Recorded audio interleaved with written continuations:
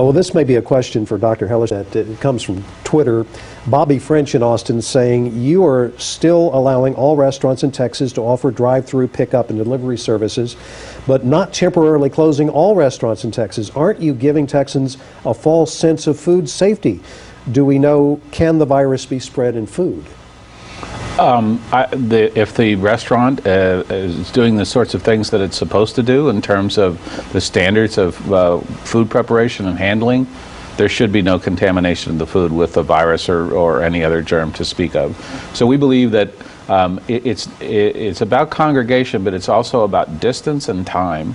So when people are in their cars, they're not exposed to one another except for the other people in the car, and they're making an order, they're driving up to window, the transaction is very fast, the food should be safe, and they're really not presenting a danger.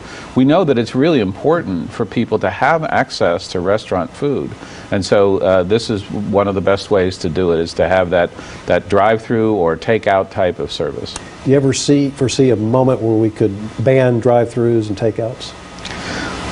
Well, we always have options in the future. We try and make sure that our activities and our actions and our recommendations are in sync with what's really happening with the situation as we see it. So the situation as we see it right now doesn't call for that. But one of the things we need to remember that it is all of our responsibility to do everything we can to keep from getting infected, to help our neighbors and our co-workers to keep from getting infected.